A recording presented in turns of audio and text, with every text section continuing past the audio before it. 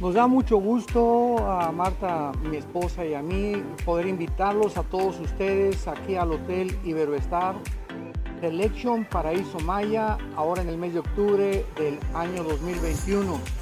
Es un nuevo hotel que vamos a disfrutar muchísimo porque no se imaginan la calidad de los alimentos, las habitaciones y todo. Y sobre todo que vamos a través de la Biblia poder continuar compartiendo el alimento espiritual que necesitamos como matrimonios y familias. Así es, y estamos bien emocionados por este cambio. Estamos estrenando hotel que está increíble, como dice Armando. Y también los años anteriores hemos sido testigos de los increíbles testimonios de matrimonios renovados, restaurados.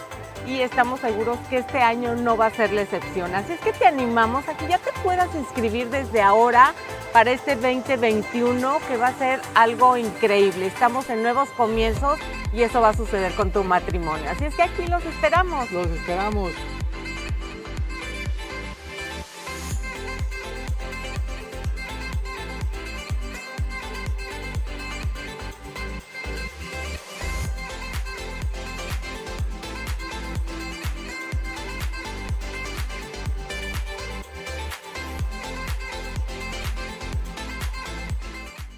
El Dr. Armando Alducin presenta Tomo 5 del Nuevo Testamento. Escucha la palabra de Dios y conoce con nosotros las revelaciones de la Escritura. Escudriñaremos la primera carta de Juan y Apocalipsis a través de 113 audioconferencias, en donde escucharemos las profecías, advertencias y exhortaciones que Dios ha realizado, con temas como la Trinidad, mensaje a las iglesias, el falso profeta, crecimiento espiritual, el pecado de muerte y más. Atesora la palabra y busca el crecimiento espiritual a través de 113 audioconferencias del Dr. Armando Alducin.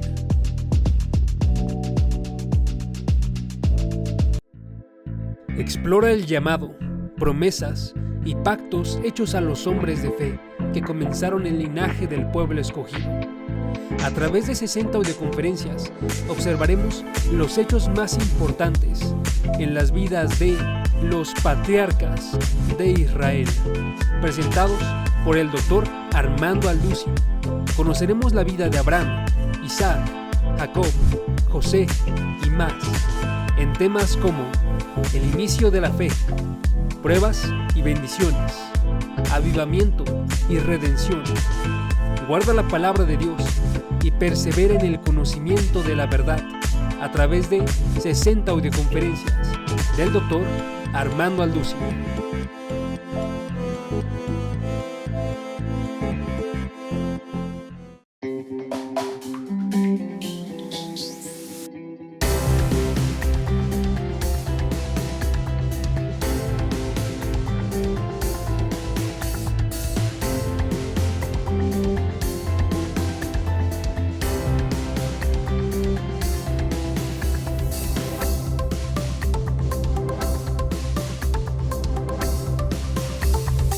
Serie titulada Dios y la creación.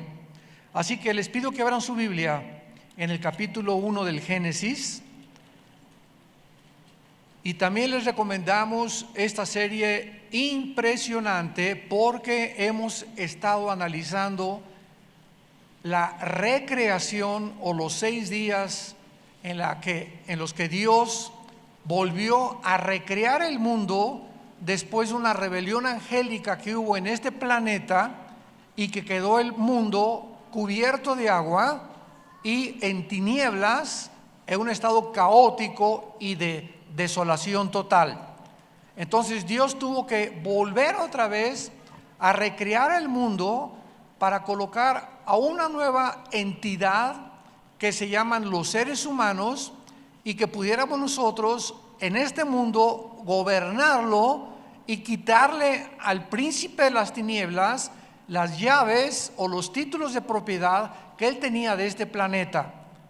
Desgraciadamente, como lo vemos en Génesis capítulo 3, el ser humano fracasó. O sea, Lucifer engañó a la primer pareja humana y nosotros hemos heredado hasta este momento la caída que se conoce o el pecado original, aun cuando al final Dios nos mostrará que creará nuevos cielos y nueva tierra.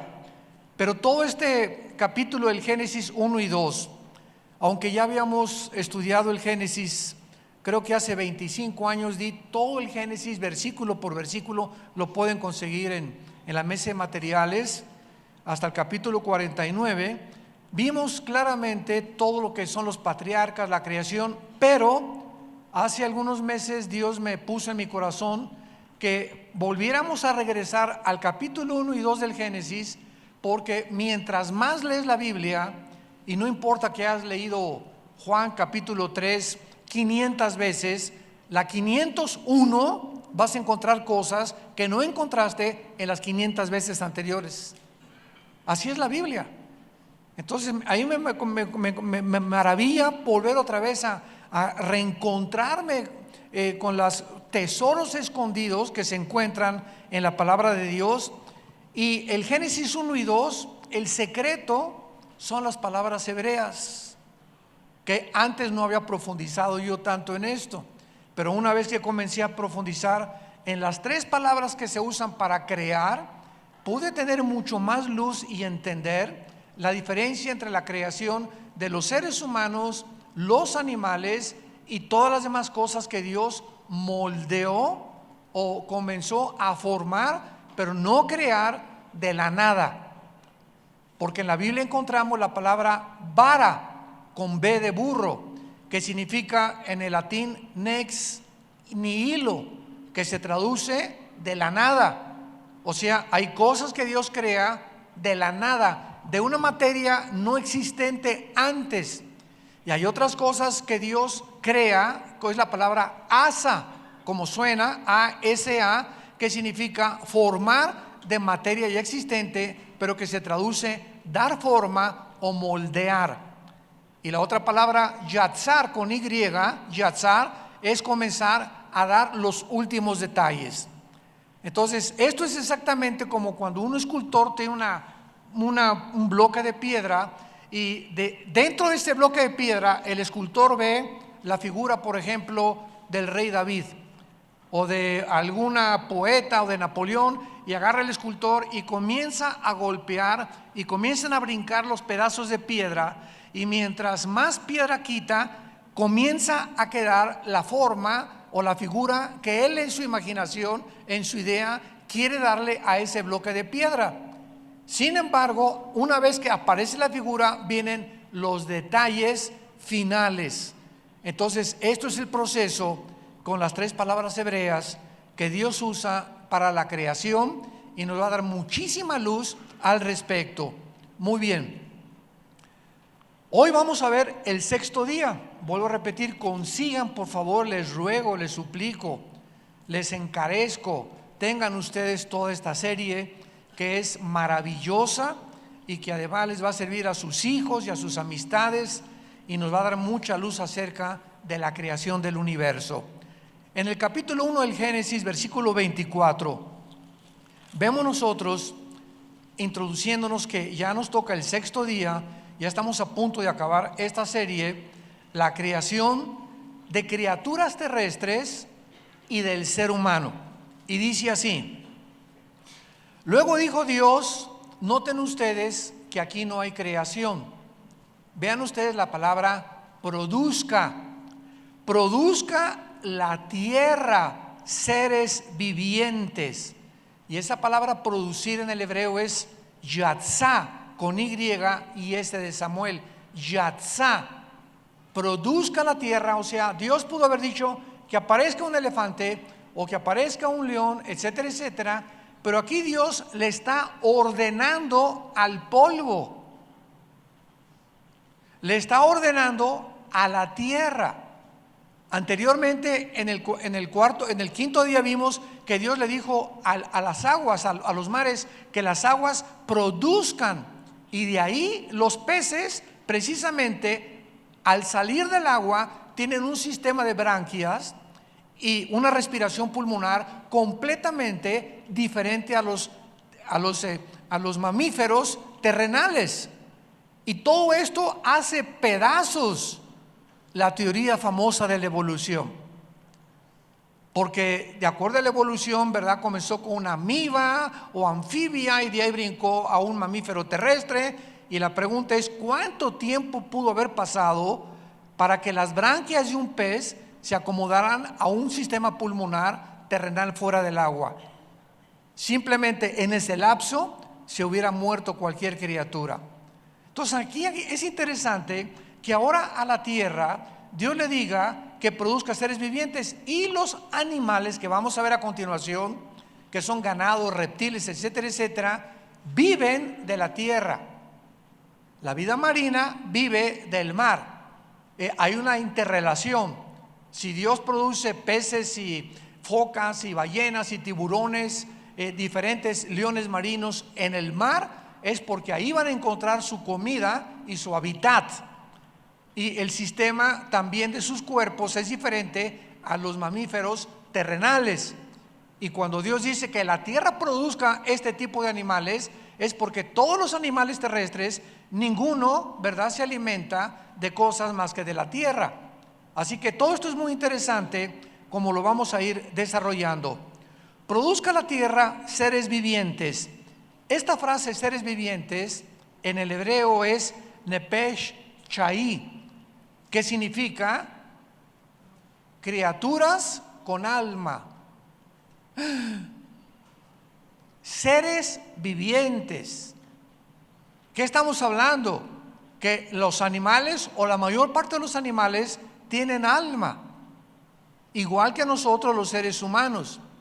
¿Y qué queremos decir cuando hablamos del alma? ¿Qué diferencia hay entre el alma y el espíritu? Bueno, el alma son los sentimientos, las emociones, el intelecto.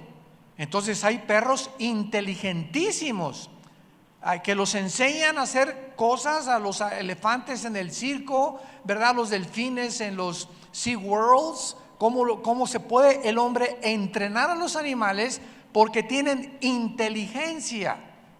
Una vaca no tiene una vaca no la domas ni le enseñas ni siquiera para que meta reversa. De lo tonta que son las vacas, ¿verdad? Igual a un toro no lo enseñas a ponerse uno sobre el otro y hacer maromas. Entonces hay animales que Dios creó para que pudieran relacionarse con nosotros, los seres humanos, como los perros, que se conoce como el mejor amigo del hombre. Y los perros tienen sentimientos de alegría, de tristeza. Hay perros, he leído yo, que cuando el amo se muere, van a la tumba y ahí se quedan hasta que se mueren también. Hay perros que se entristecen. Nosotros tenemos en la casa de ustedes 2 gran danés, que son 2 caballotes así de este tamaño.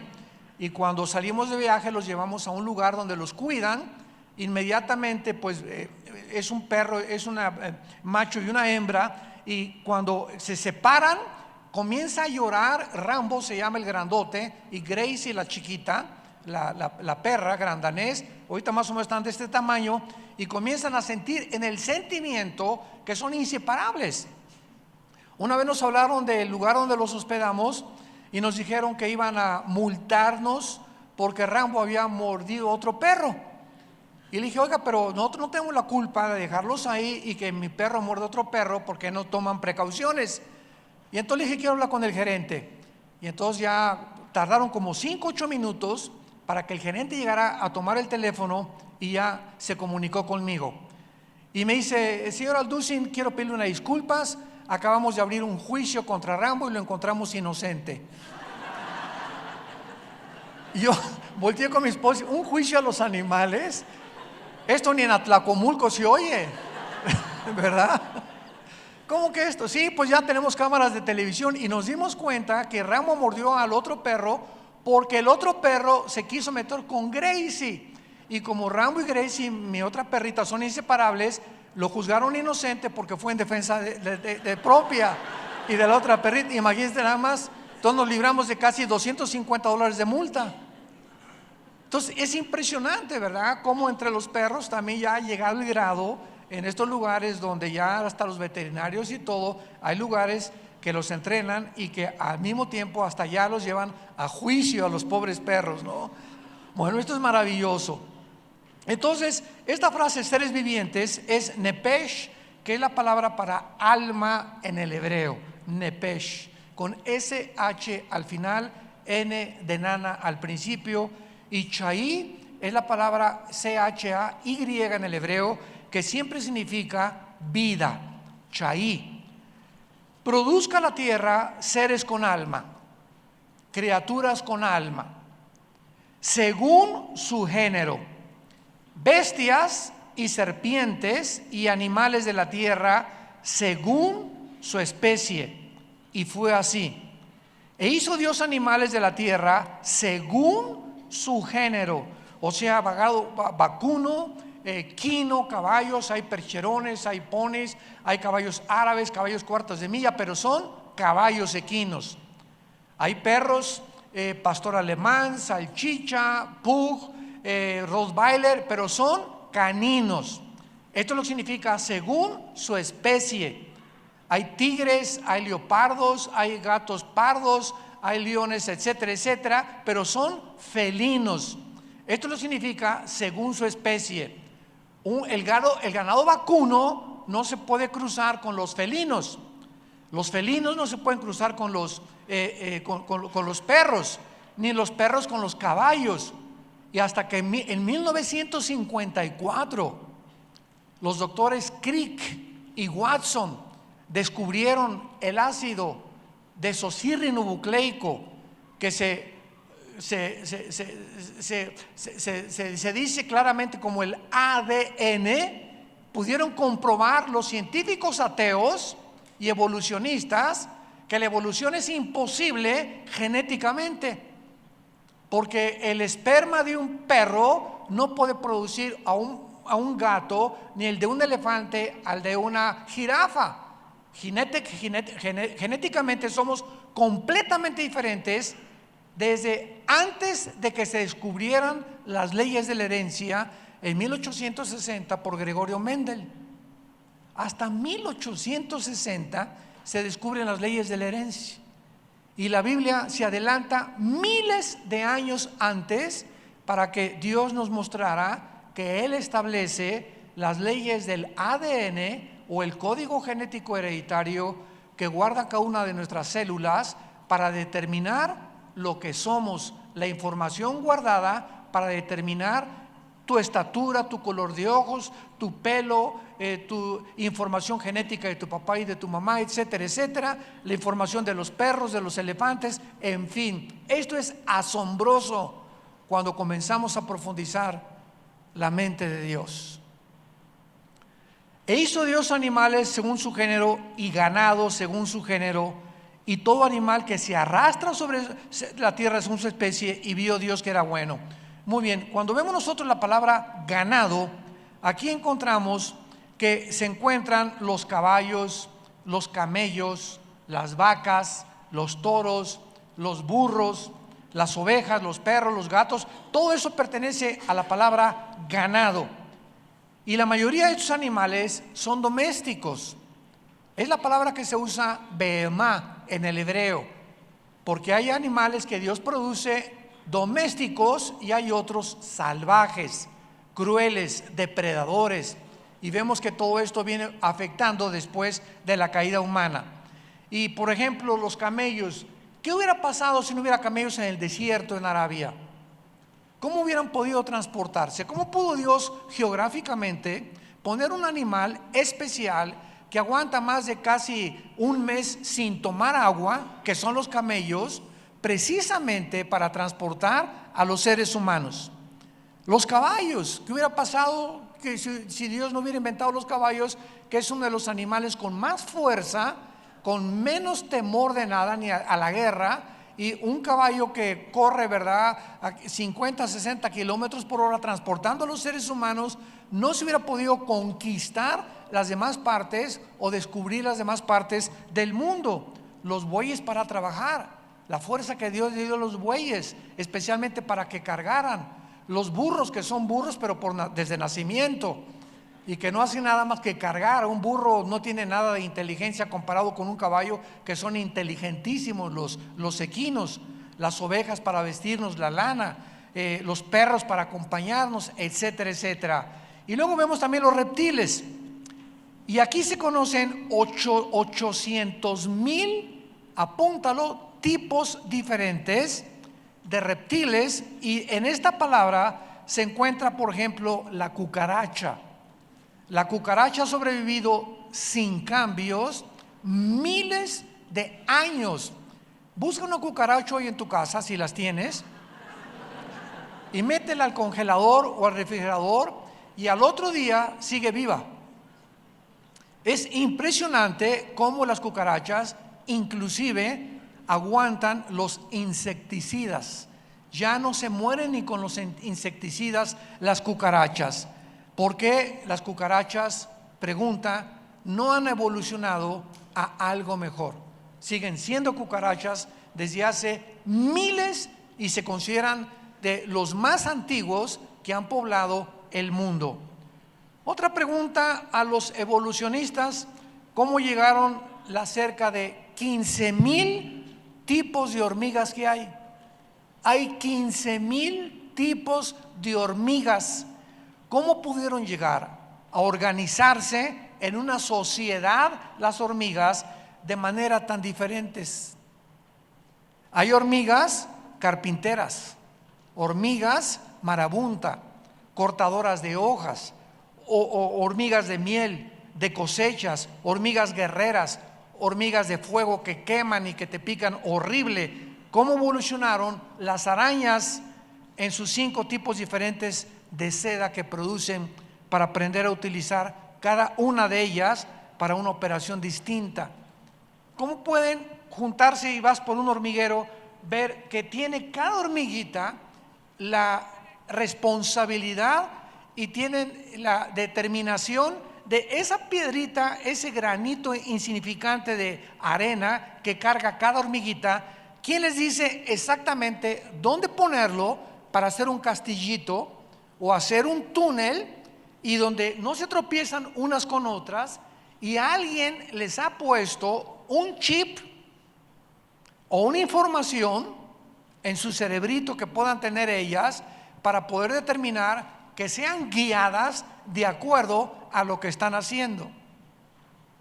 Entonces yo no puedo ver algo que camine por ahí y digo, pues es un robot, tiene pilas y maneja, pero se tiene que parar.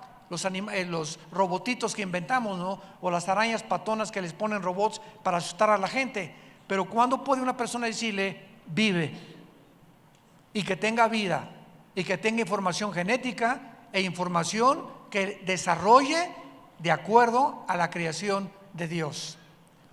Los reptiles, existen 3,000 especies diferentes de lagartos. Imagínense nada más. Unos pueden correr a 30 kilómetros por hora y otros a la velocidad de un caracol. Por ejemplo, el lución con L es un lagarto que tiene la cola más grande que su cuerpo, y cuando un enemigo le agarra la cola a este lagarto, se desprende de ella y le comienza a crecer otra.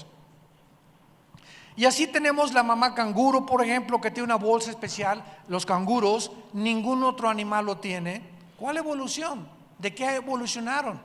Y esta bolsa que tienen las mamás canguros para cargar a los canguritos, cuando el cangurito quiere tomar leche, y para impedir que la leche entre en sus pulmones, la tráquea del cangurito ha sido diseñada especialmente para que llegue a la parte trasera de la matriz de la mamá. ¿Hubieran podido, pregunta, evolucionar al mismo tiempo por accidente la tráquea del cangurito y la bolsa de la madre?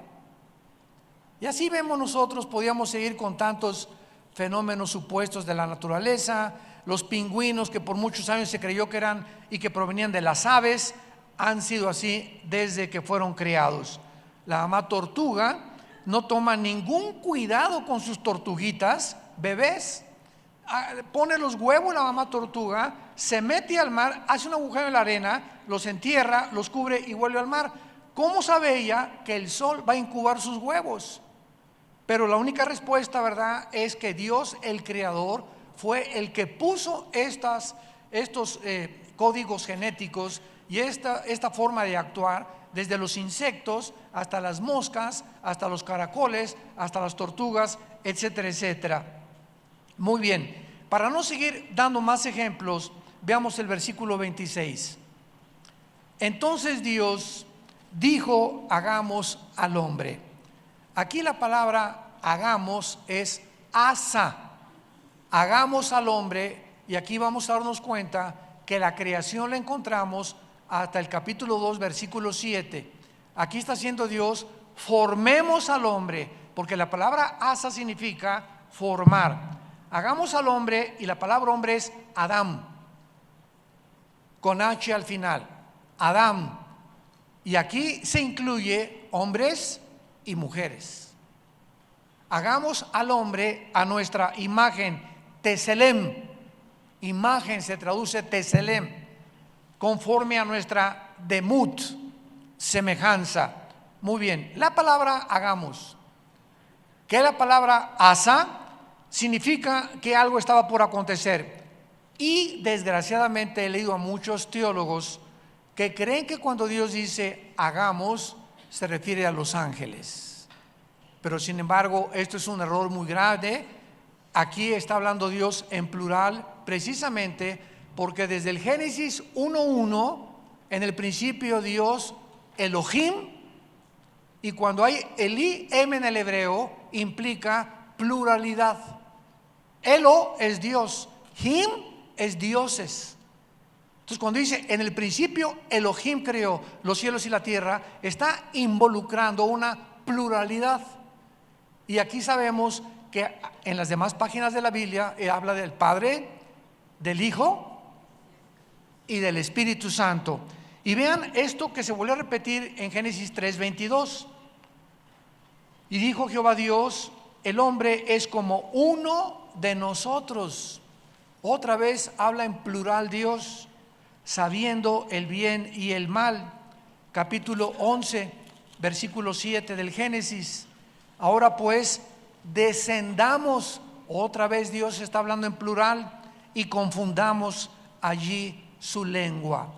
Esto nos habla, ¿verdad?, denotando las tres personas que la Biblia, desde el Génesis hasta el Apocalipsis, nos habla. Ahora, muy bien, cuando hablas con un judío, y tengo el privilegio y la gracia de Dios de haber hablado, y me encanta hablar con rabinos cuando vamos a Israel.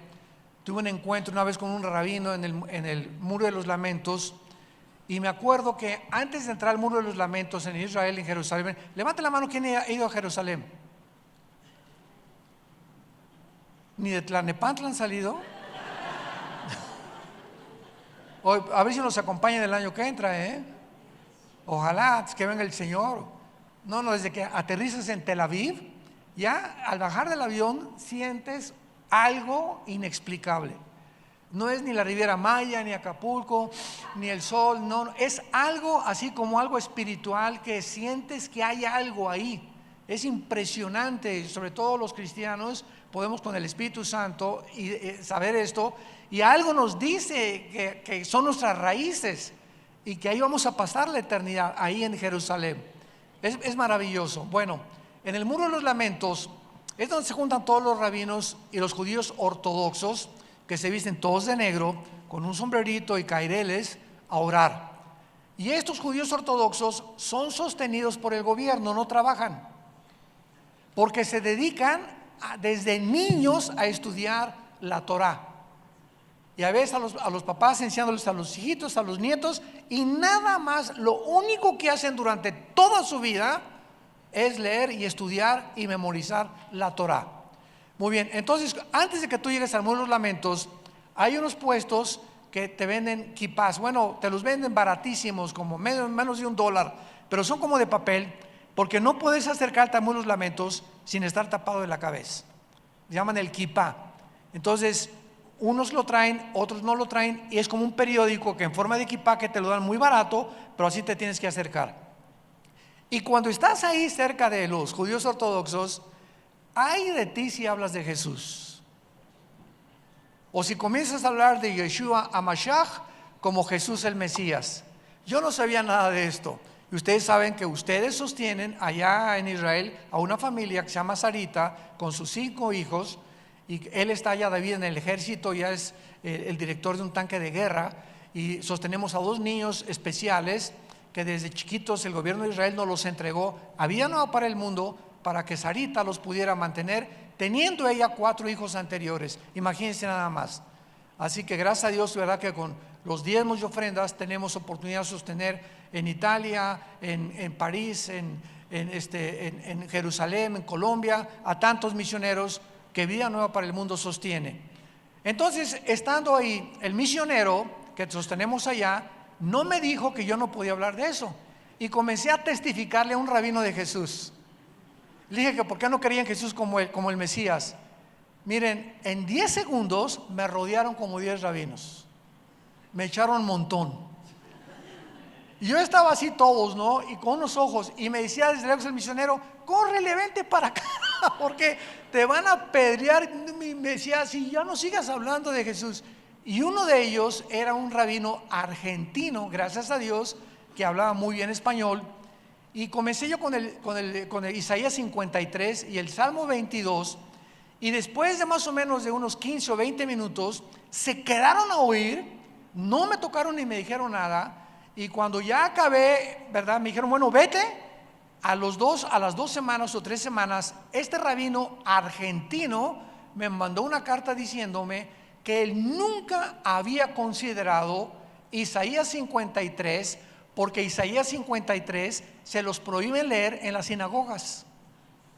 Se brincan del 52 al 54. Yo no sabía eso, por las evidencias tan tremendas que Jesús realmente es el Cordero, ¿verdad?, despreciado y desechado de Isaías 53. Y en el Salmo 22, David, 1000 años antes, describe la crucifixión, comenzando con las palabras: Dios mío, ¿por qué me has abandonado? Elí, Elí, lama sabactani, que está en arameo. Entonces los judíos o rabinos se enfrentan con esa luz, y mejor se enojan, como se enojaron con Jesucristo. Tenían la luz enfrente de ellos, y se sigue repitiendo en la historia el mismo fenómeno. Tú puedes enseñar a una persona y decirle, por ejemplo, a un católico, ¿verdad?, creemos en la Virgen, pero la Biblia dice que hay un solo mediador entre Dios y los hombres, 1 Timoteo 2:5, y lo está en las Biblias católicas, y aun cuando se los enseñes, te dicen que no es cierto. O decimos: es que los santos somos todos los cristianos, lo dice en todo el Nuevo Testamento. No, el santo es hasta que se muere y el Papa lo declara. Viene un procesamiento para declararlo o canonizarlo, que se llama, para que la persona sea santa. Y así enfrentamos a un testigo de Jehová que no creen en el infierno, a un mormón que dice que porque David tenía muchas mujeres, él también tiene derecho a tener en cada colonia de México una muchacha, ¿verdad? Y nos enfrentamos con un mundo que hay personas que, aunque tú les pongas la luz, ya han decidido no creer. Entonces, el problema de la fe no es intelectual, porque sobran evidencias científicas, arqueológicas, paleontológicas, psíquicas, genéticas, químicas, físicas, de que la Biblia es un libro sobrenatural.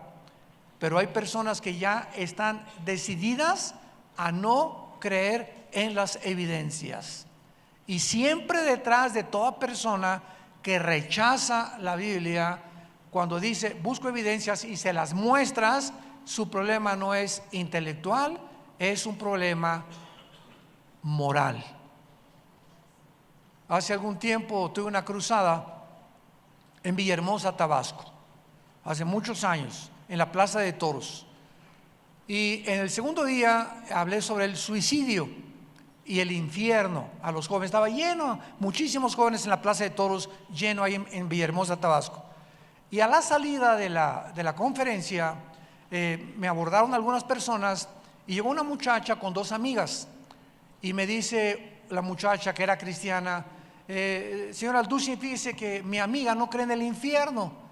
Y le dije: oye, pero te di muchas evidencias de que el infierno es un lugar en el que las personas que se escaparon del juicio de las autoridades civiles en este mundo la van a pagar tarde o temprano.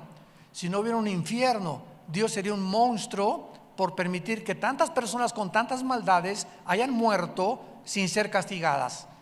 Y entonces le dije, mira, yo realmente pienso que tú no crees en el infierno porque no te conviene creer, no porque no hay evidencias. Y me dice su amiga, sí es cierto, tiene 3 novios. Y le dije, ya ves, es que si aceptas el infierno, tendrías que aceptar que hay un castigo por el pecado y no seguirías viviendo como estás viviendo. Entonces hay un problema moral en la conciencia de las personas que casi siempre niegan la luz y la verdad. Muy bien, la palabra imagen, que es en donde vamos a concentrarnos ahora, que ha sido muy controversial, es una palabra Betselem, como ya les dije, y es la misma palabra usada para los ídolos. ¿Quién es un ídolo? Es algo de lo cual te haces una imagen, dejas a un lado la Biblia, dejas a un lado a Jesucristo y tu novio lo idolatrizas. Tu novio es tu imagen y él ocupa tus pensamientos, él ocupa todo. Ni el domingo vienes a la iglesia ni a las conferencias porque le das la prioridad a tu novio. Puede ser a un deporte, puede ser a tu esposa, puede ser a un hijo, puede ser a tus padres, etcétera, etcétera. Cualquier cosa que le robe a Dios el lugar que Él debe tener en nuestro corazón es una imagen. Cuando Dios dice que nos hizo a su imagen y semejanza, ¿qué significa? Muy bien, la imagen que la Biblia menciona es la capacidad de ser parecidos a Dios. Escuchen, no iguales a Dios, porque hemos oído tantas barbaridades y herejías que por ahí somos dioses, etcétera, etcétera. Esto es una barbaridad. Es la capacidad de ser parecidos a Dios porque somos espíritu. Juan 4:24, Dios es espíritu y los que le adoran, le adoramos en espíritu y en verdad. Los animales no tienen conciencia, lo vamos a ver, de una divinidad, de una deidad. Los animales no tienen conciencia de su existencia, no tienen conciencia de la muerte, no tienen conciencia de la adoración, no tienen conciencia de un creador. Por eso en Génesis 3, cuando la Biblia dice que la serpiente era la más astuta de todos los animales que Dios había creado, sabemos que no era una serpiente común y corriente, ni tampoco un reptil, como lo sabemos, porque más adelante la serpiente le habla a Eva diciéndole que serán como dioses. Este animal supuestamente, o esta criatura que se describe como una serpiente, no podía ser un animal porque este animal tenía conciencia de Dios. Y así sabemos que es un símil, es un lenguaje figurativo, y la palabra Hashamá, que se usa para serpiente, no es la palabra remes, que se usa para reptiles, sino para un ser inteligente. Y ya más adelante en Apocalipsis 12 se nos habla la serpiente antigua, Satanás, el dragón, etcétera, etcétera. Ya sabemos que era Lucifer hablándole a través de una criatura que no espantó a Eva y que se describe como una serpiente, pero no era una serpiente, ¿verdad? Porque tampoco las serpientes tienen patas para caminar. Muy bien, la semejanza es la capacidad que tenemos para funcionar en los 3 atributos personales de Dios. Vayamos a Efesios capítulo 4 en el Nuevo Testamento. ¿Ven la importancia de traer la Biblia a la iglesia? Unos hasta el Universal están leyendo ahorita. Efesios capítulo 4, versículo 24. Aquí está hablándonos ya el Espíritu Santo a través de Pablo del nuevo hombre, o sea, de una persona regenerada, de un cristiano nacido de nuevo, bautizado con el Espíritu Santo. Y dice así, Efesios 4:24, y vístanse del nuevo hombre, creado, o sea, el que está en Cristo, nueva criatura es. Y esa palabra es creación. Cuando recibes a Cristo, Dios vuelve a crear dentro de nosotros lo que perdimos en la caída, que es la vida espiritual. Y sin esta vida espiritual nadie puede conocer a Dios, porque Dios es espíritu. Entonces las personas que no han sido vueltas a ser creadas por Dios espiritualmente, que no han nacido de nuevo, quieren con su mente limitada, finita, entender la Biblia. Y encuentran aparentes contradicciones. ¿Y por qué si Dios es esto? ¿Y por qué permitió las guerras aquí Dios? ¿Y por qué les ordena matar a los cananitas? Esto es un genocidio. ¿Y por qué le permite a David tener estas esposas? Y la mente carnal, terrenal, no puede entender las cosas de Dios porque son más altas que nuestros pensamientos y más profundas que el centro de la tierra. Necesitamos un maestro que nos diga en el pizarrón la ecuación y la incógnita del álgebra, que si no sé álgebra, pero sé matemáticas, pero sé aritmética, pero no sé álgebra, no voy a entenderlo hasta que alguien me diga cómo es y qué significa los números o las letras en la ecuación algebraica. Entonces, el maestro en el Espíritu, ¿quién es? El Espíritu Santo. Dice 1 Corintios 2 del 10 en adelante, porque ¿quién de los hombres conoce las cosas del hombre sino el Espíritu que está dentro de él? Y para las cosas del Espíritu, para el hombre terrenal son locura, porque no las pueden entender. Entonces, vemos nosotros que cuando dice la Biblia que hemos sido creados, vean ustedes las tres áreas que son renovadas en el cristiano. Número 1, la justicia. Número 2, la santidad. Y número 3, la verdad. Muy bien. ¿Qué significa que fuimos creados a imagen y semejanza de Dios?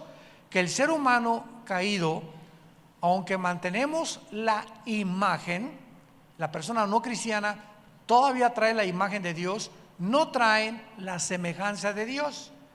Porque esta imagen y semejanza se refiere a estos tres atributos. ¿Qué significa esto? La santidad. Dios imprime en nuestra alma la santidad desde que nacimos. Y desde que nacimos comenzamos a manifestar rebelión a la autoridad. Pero algo nos dice desde que nacimos que hay que hacer buenas obras.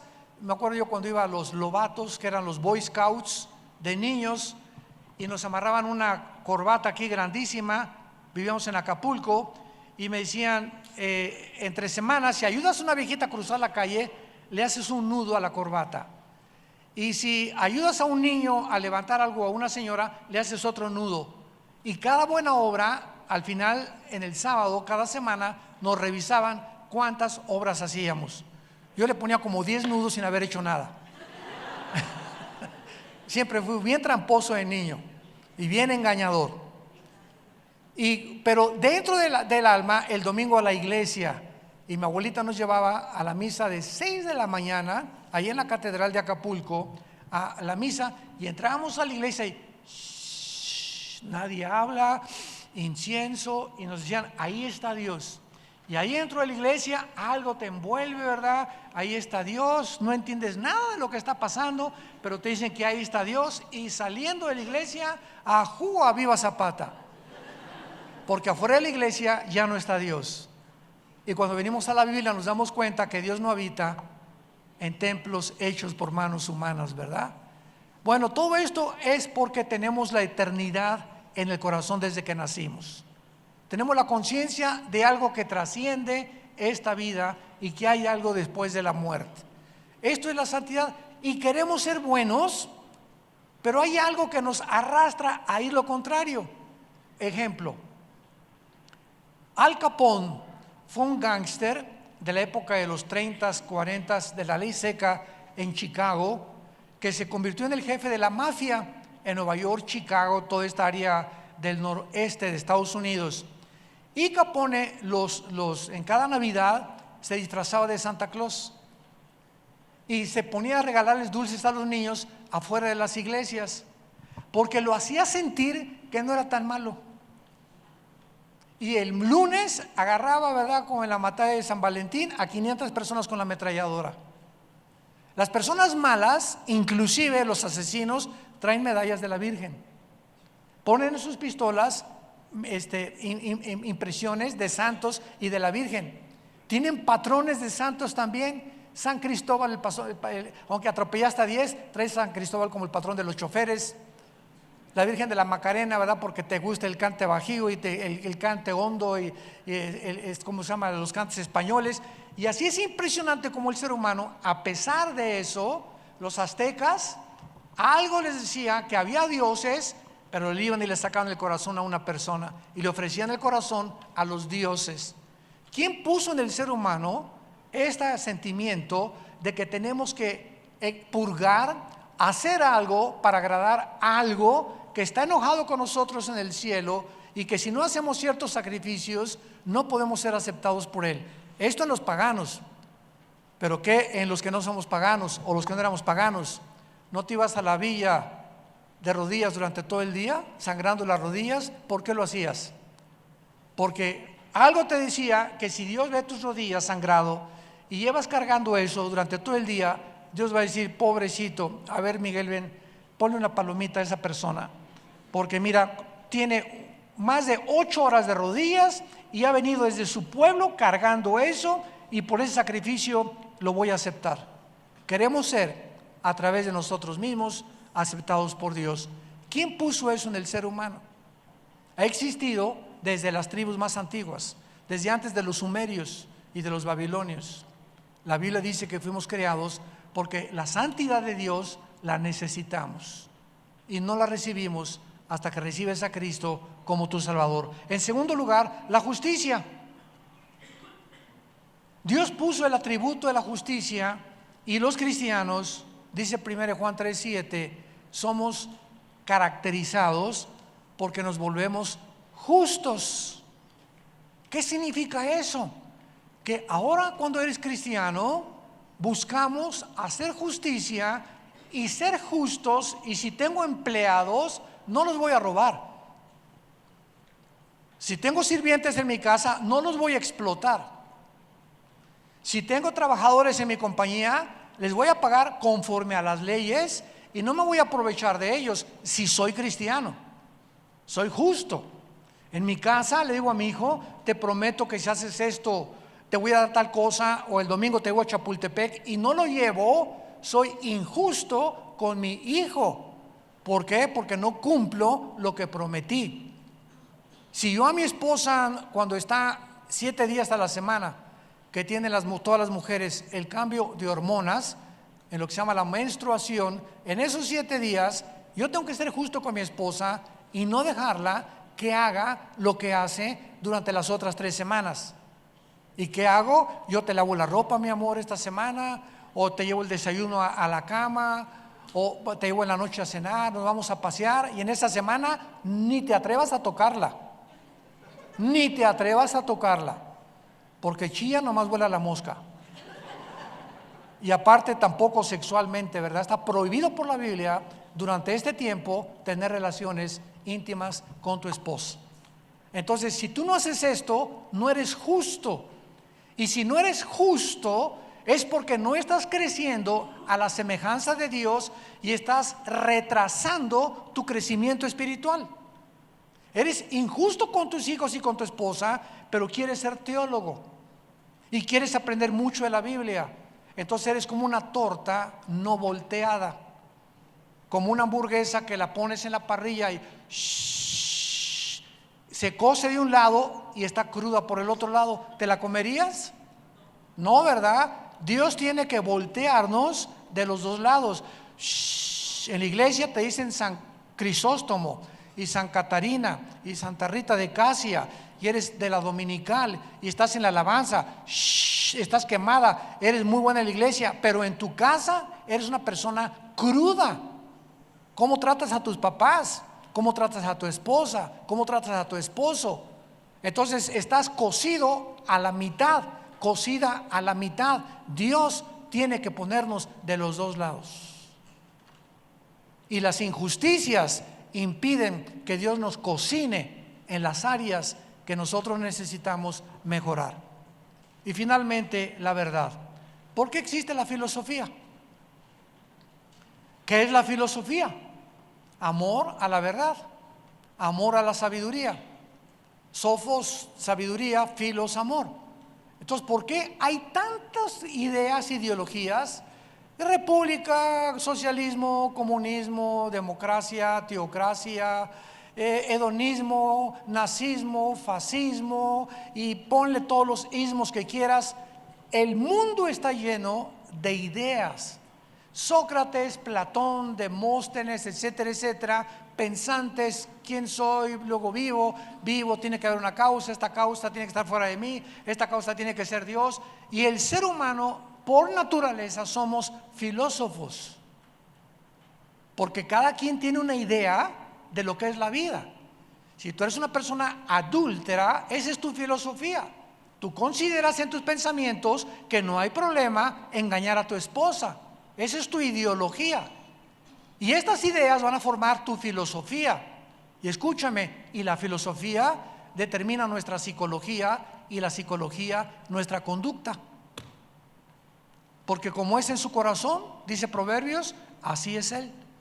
Entonces, todo lo que tú haces, todo lo que tú miras, todo lo que tú lees, es el reflejo de quién eres interiormente.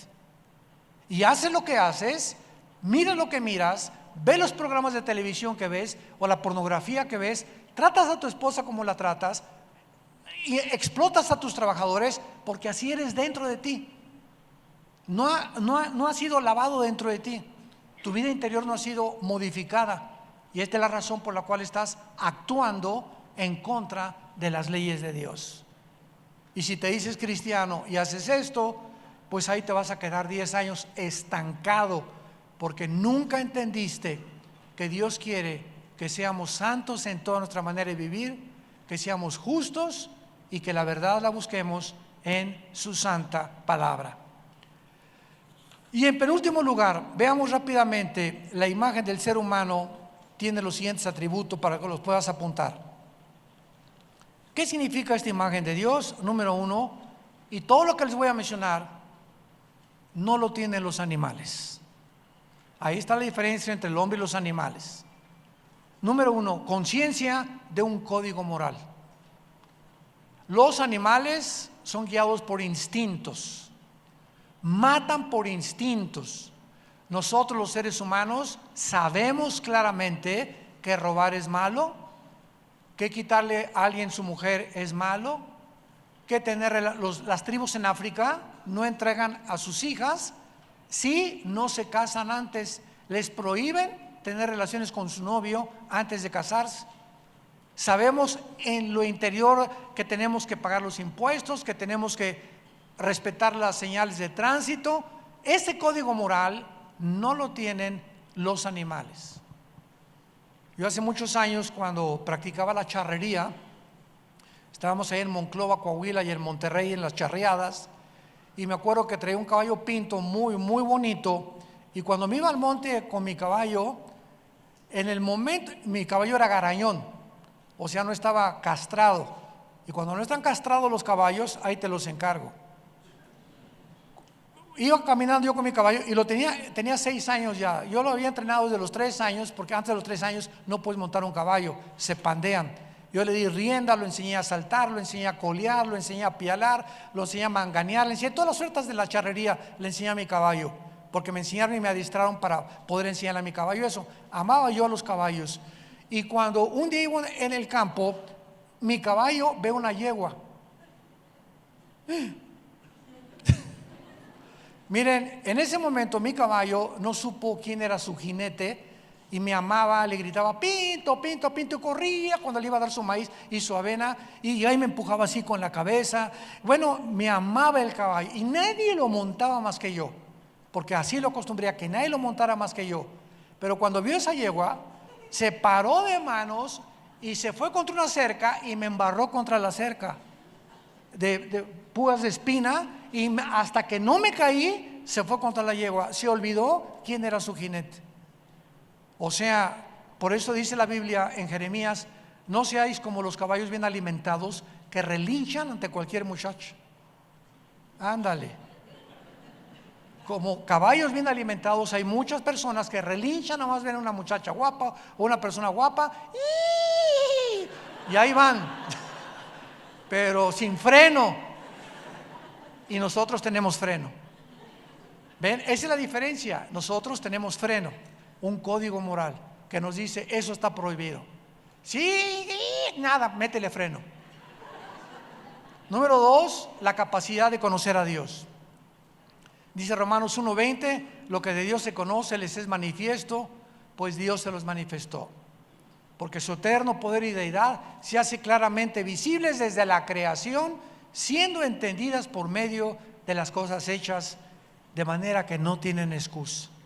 En otras palabras, el ser humano puede levantarse y ver el cielo, un orden, un diseño, una inteligencia, y nada más guiado por el cielo que cuenta la gloria de Dios, saber, como los tribus, las aztecas, náhuatl, otomís, chichimecas, sabemos que hay algo allá arriba, no sabemos quién, pero hay algo, una fuerza arriba de nosotros que tenemos que agradar y que tenemos que darle gusto.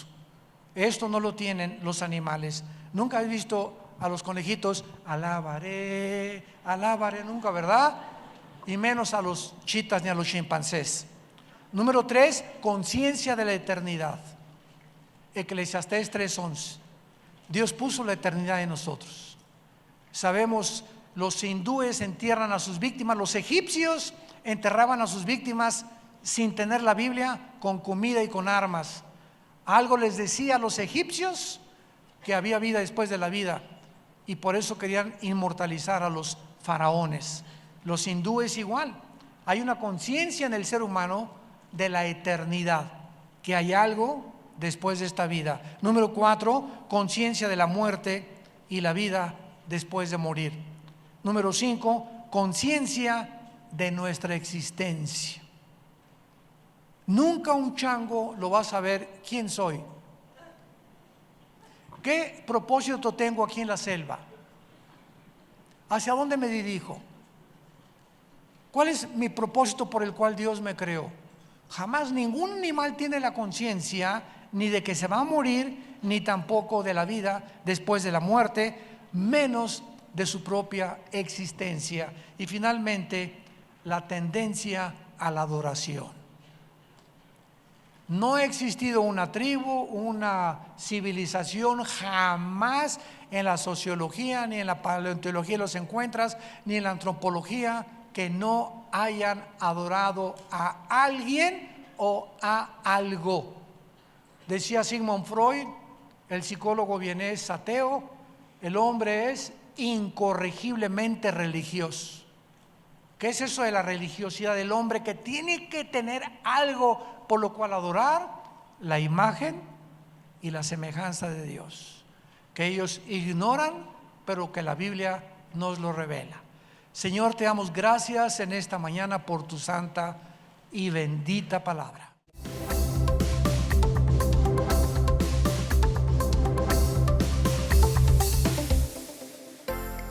Vida Nueva para el Mundo se sostiene y propaga el mensaje de salvación de Jesucristo gracias a Dios y a tus donativos. Llevemos juntos el Evangelio de Jesucristo al mundo entero. Realizamos eventos, seminarios, congresos y diferentes programas para dar a conocer el mensaje de salvación y el poder de nuestro Señor, transformando y edificando vidas de mujeres, hombres, niños alrededor del mundo. ¿Qué pasa cuando decides hacer tu donativo? Aunque no puedas llevar la palabra personalmente a todo el mundo, de esta forma lo estás haciendo. Con tus donativos o aportaciones, estás sembrando y formando parte de lo que Dios está haciendo en su obra. Estás ayudando a traer luz a la oscuridad, paz al conflicto y esperanza a los que no tienen ninguna. Dona desde México.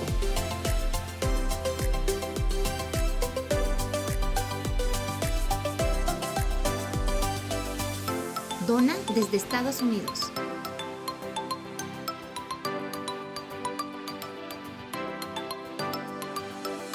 Para el resto de donaciones de otras partes del mundo, www.vidanuevaparaelmundo.org.mx/dona.